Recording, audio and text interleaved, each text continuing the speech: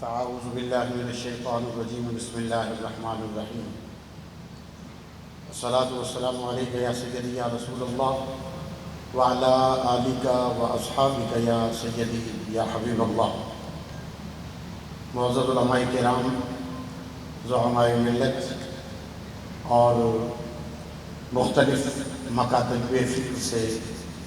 تعلق رکھنے والے انتہائی قابل قدر حضرات، السلام علیکم ورحمۃ اللہ وبرکاتہ۔ جماعت اہل سنت پاکستان کے پلیٹ فارم پر آج کا یہ سیمینار، جس کا عنوان آپ کے سامنے ہے، تحفظ ناموس رسالت مآب صلی اللہ تعالیٰ علیہ وآلہ وسلم۔ اللہ کا شکر ہے کہ اللہ پاک نے اپنی توحید پہ ایمان کے ساتھ ساتھ اپنے حبیب نبی علیہ الصلوۃ والسلام کی رسالت پر ایمان بھی نصیب فرمایا اور سرکار کی ناموس کا پہرا دینے کے لیے اللہ پاک نے ہمیں توفیق بھی عطا فرمائی۔ میرے قائدین اس مجلس میں تشریف فرما ہیں اور میں اپنے تئیں یہ خیال کرتا تھا کہ حق بھی ان کا ہے، اور یقیناً خطبہ استقبالیہ اور اعلامیہ وہ قائدین میں سے بزرگ جو تشریف فرما ہیں وہ ارشاد فرمائیں گے، مگر شاید میرے مقدر میں یہ بات لکھی تھی کہ اس نیک تقریب میں میرا بھی حصہ پڑ جائے، تو میرے نام کا قرہ نکل آیا۔ میں اپنی کم علمی کے باوجود جو بن سکا وہ چند الفاظ آپ حضرات کی خدمت میں عرض کیے دیتا ہوں۔ میرے خیال کے مطابق جو حضرات، جو احباب یہاں تشریف رکھتے ہیں، ان میں سے اکثریت ان کی ہے کہ جو معاملے سے بخوبی آگاہ ہیں کہ ہوا کیا، کیسے ہوا، کیوں ہوا، انہیں غالباً بتانے کی ضرورت نہیں ہے۔ چند احباب شاید ایسے ہوں کہ جنہیں ابھی تک بات کا پتہ نہ ہو کہ جناب ہوا کیا ہے، کہاں ہوا، کیسے ہوا۔ یہ بھی انشاءاللہ میرے بعد آنے والے حضرات تفصیل کے ساتھ آپ حضرات کی خدمت میں یہ ساری چیزیں بیان کریں گے۔ میں آپ تمام حضرات کو اہلاً و سہلاً، مرحبا، خوش آمدید، جی آیا ہوں یہ کہتے ہوئے یہ عرض کروں گا کہ جماعت اہل سنت پاکستان کی ایک تاریخ ہے۔ میں نے جب سے ہوش سنبھالا، پہلے کا مجھے پتہ نہیں، لیکن میرے ہوش سنبھالنے کے بعد جماعت اہل سنت پاکستان کسی دور میں بھی ہم نے نہیں دیکھا، ہم نے محسوس نہیں کیا کہ مذہبی حوالے سے جماعت کی یا جماعت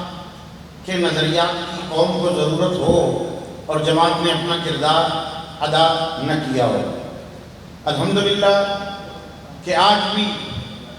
اس ضرورت کو محسوس کرتے ہوئے جماعت اہل سنت پاکستان اپنا کردار ادا کر رہی ہے۔ ہمارے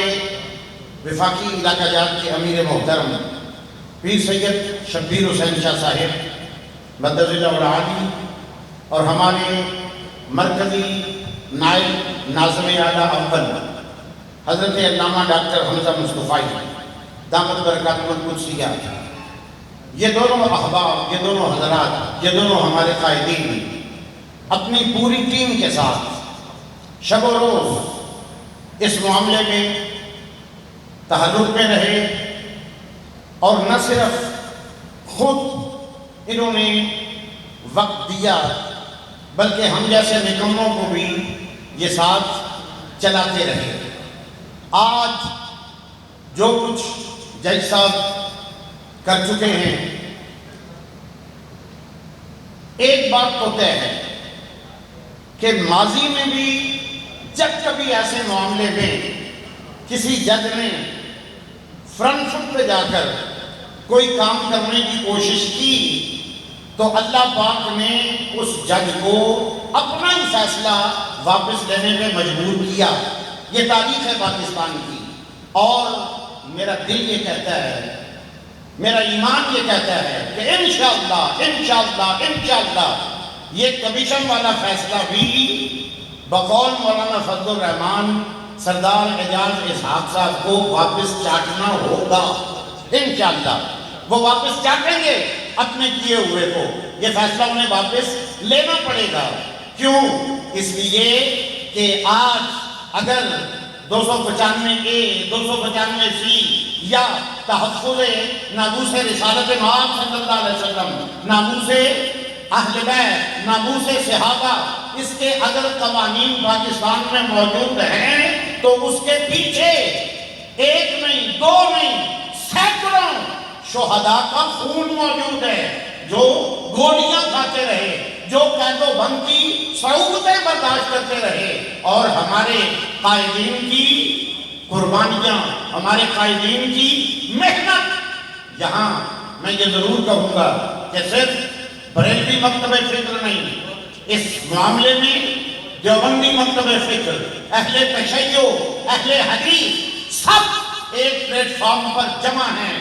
نظریہ سب کا اپنا اپنا، فکر سب کی اپنی اپنی، سوچ سب کی اپنی اپنی، لیکن تحفظ ناموس رسالت صلی اللہ علیہ وسلم کے لیے نہ کوئی بریلوی، نہ کوئی دیوبندی، نہ کوئی شیعہ، سب قبلی والے مصطفیٰ کے غلام ہیں، اور سب کی ایک ہی آواز ہے کہ جان جائے تو جائے، لیکن ناموس مصطفیٰ پہ